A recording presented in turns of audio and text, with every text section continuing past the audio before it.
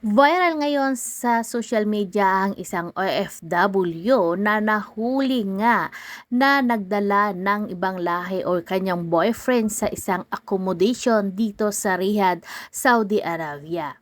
Makikita sa video na nagagalit nga ang babae na may kasamang boyfriend niya.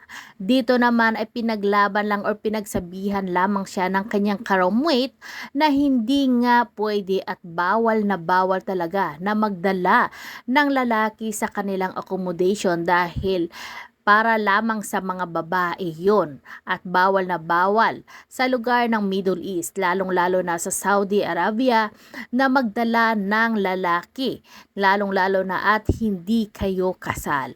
Kaya narito guys, panoorin natin ang video at kayo na ang humusga. Tatawag ako ng Tumawag ka, pulis. Yala, call police. Luki niya, mahal ng pusme. Ako ba sinaktan niya? Nakikipag-usap ako mayos? Siyo! Ibang lahi yan! She first. Sinaktan niya si Bella, kinakausap lang. Sinaktan niya? Ako? Nakiusap ako sa'yo. Di ba pinaalis? Yun ang hirap ko. Ate Cora, halika muna.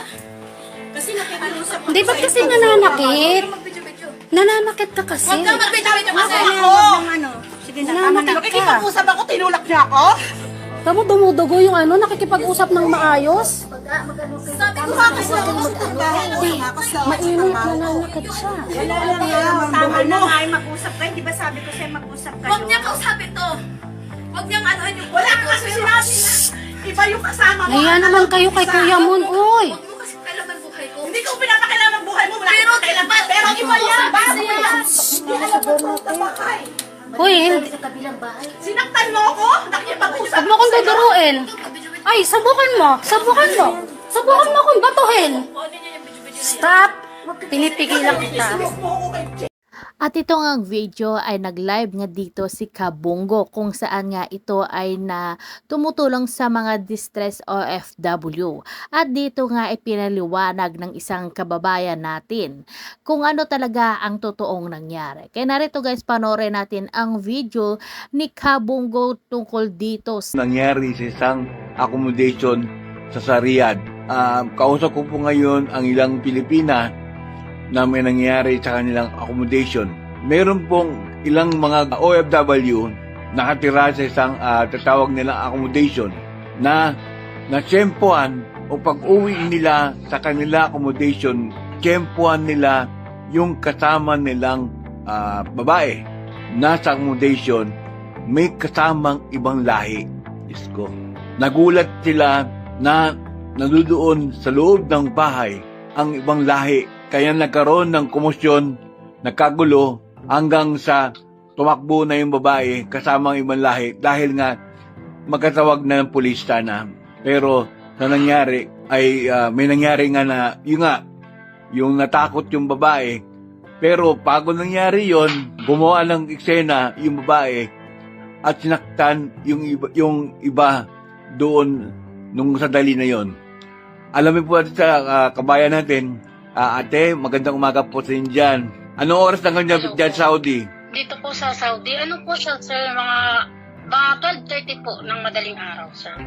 Nasaan kayo galing nun?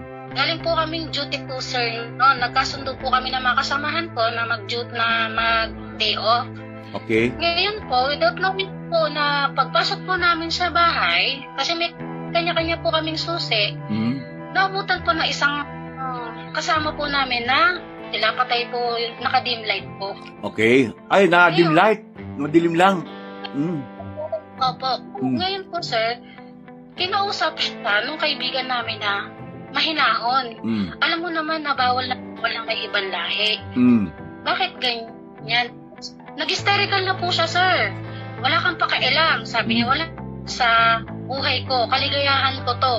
Sabi niya, sir, oo, kami pakialam sa kaligayahan mo, pero ibang lahi yan, bawal ka magdala dito dahil puro tayo babae. Tama.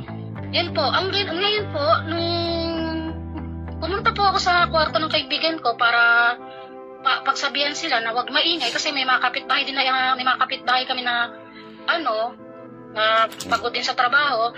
Binuksan ko po yung ilaw, sir. Na-shock ako na nandun yung may lalaki po pala. Totoo po pala yung sabi sa siya ng lalaki. Okay. Ngayon po, minira niya po yung kaibigan wala naman pong kaalam-alam na pinagsasabihan lang siya.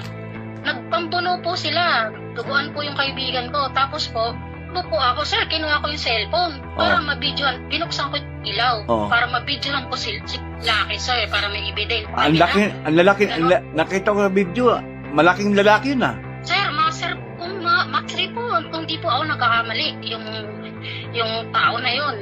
Tapos po, nakita niyo naman po yung sinend kong video sa inyo. Grabe siya, kabastos. Kita mo eh. OFW.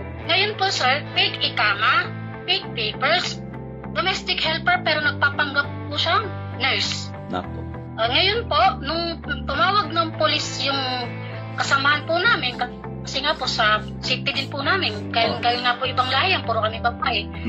Ang nangyari po, sir, awa na yung babae, yung kasama namin na wag daw, mag-usap daw. Sabi namin, kung kinausap mo kami na maayos at pinaalis mo yung lalaki, walang gulo, hindi na nakit ka eh. Tama. Bastos ka. Wala kang respeto sa OFW. Yung mga matitinong OFW nadadamay dahil sa gagagawan mo. Sabi kong ganon. Pailam sa kaligayahan mo, buhay mo yan. Pero wag nadadamay kami sa ganyan kung magkahulihan eh. Tama. Sabi ko, bago ka tumutong dito sa Saudi Arabia, alam mo yung policy at patakaran na mahigpit yan. Hindi kayo kasal. Unang-unang ibang lahi pa yan. Ngayon po, nagmamakaawa siya.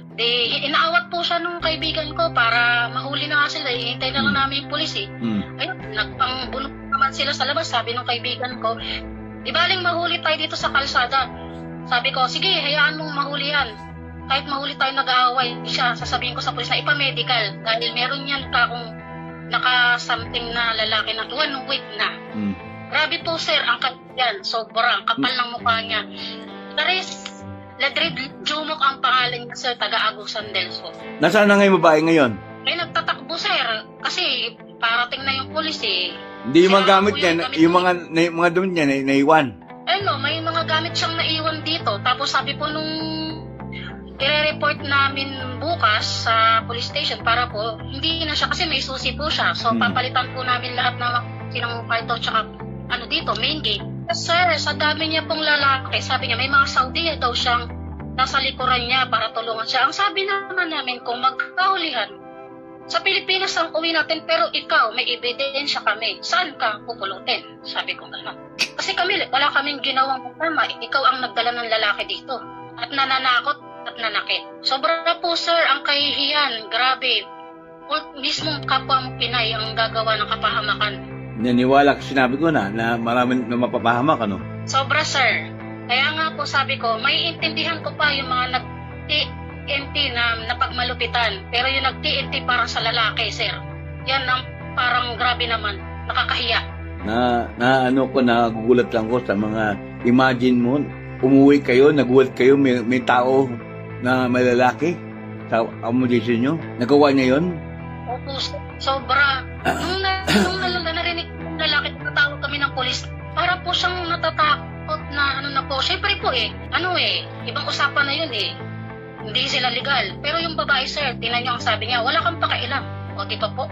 Grabe, ang kapal ng mukha yung taga-Agusan na yan. Kumusta kayo niya? Okay naman kayo yan? Okay naman po, sir. Ito, hindi pa kami makatulog kasi sobrang pagod sa duty, tapos nagka-pisikalan ako. Ako nga nagbe-video eh. Sinabihan pa niya akong pok-pok, tapos nawala naman kami alam-alam. Siya nga po ang naaaktuhan namin na may ibang lahi na nagkapatungan sila, sir. Grabe. Sobra, sir. Kasi grabe po yung pananakot niya. Kami po ang tinakot niya, sir. Siya ang may hawak na mga fake. Lahat.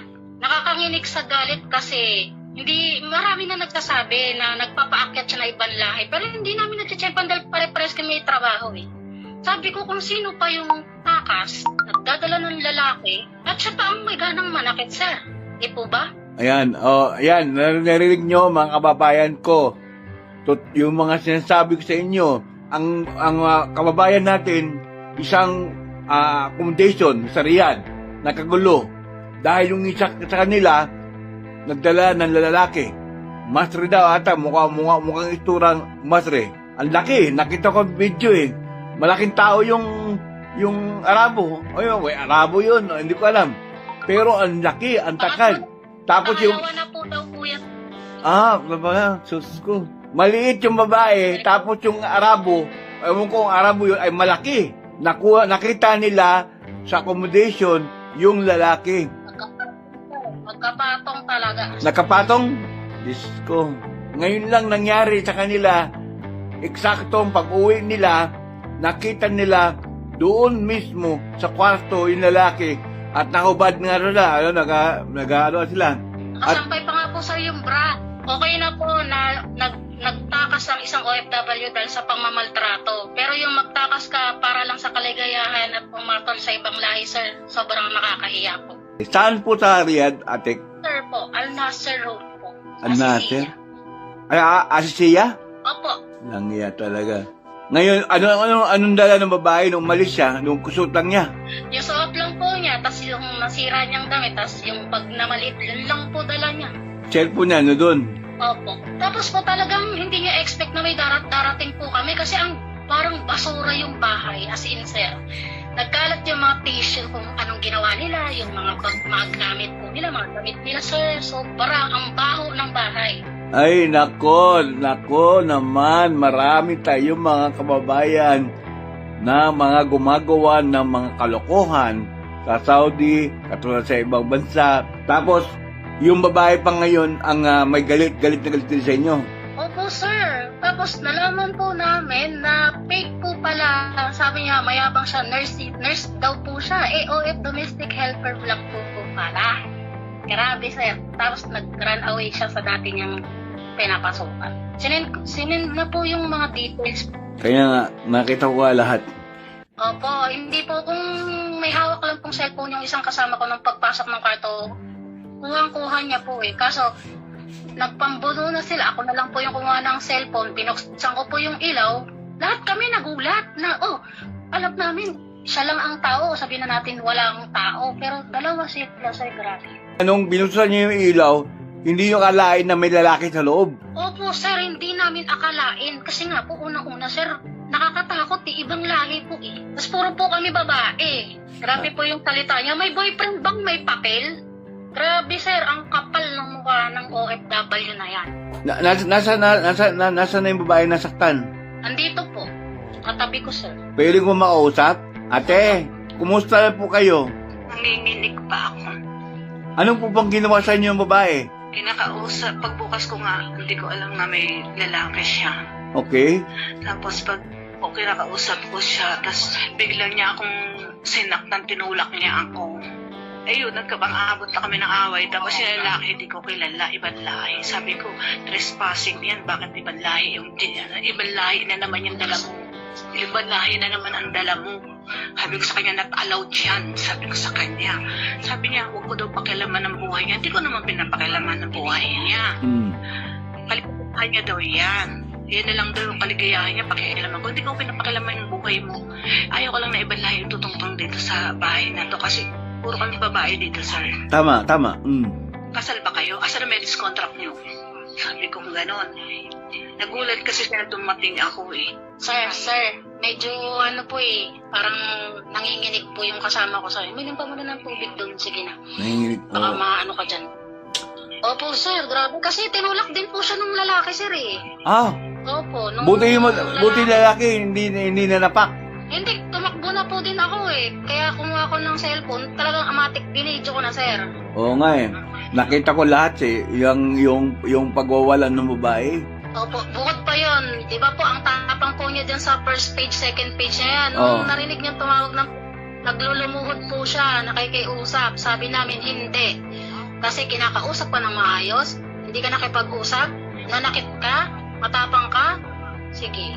May mga kababayan po pala talaga na kaya kang ipahamak dahil sa kaligayahan niya. Pero bigla ko po kayong naisip na message na para aware po na tama po lahat ang payo nyo sa mga OFW na may mga pasaway na nadadamay ang matitino.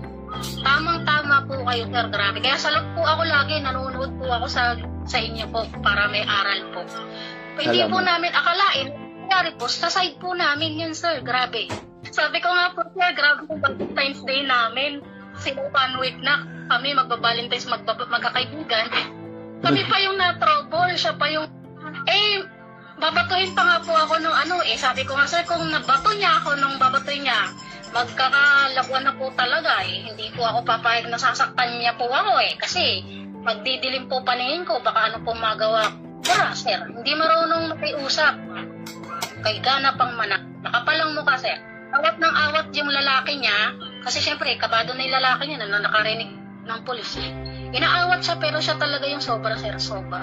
Marunong mag-English yung Arabo? Naghabulan pa sir sa baba. Naghabulan pa sa baba. Ngayon, hindi ko nakunan yung plate number ng sasakyan ng lalaki kasi nga po, wala akong tsinelas, wala akong abaya. Nagpapambuno sila sa labas, di baling maabutan ng polis. Nagpambuno sa labas? Opo, kasi nga po, ayaw namin paalisin para dumating na yung polis, mahuli na siya, mahuli sila.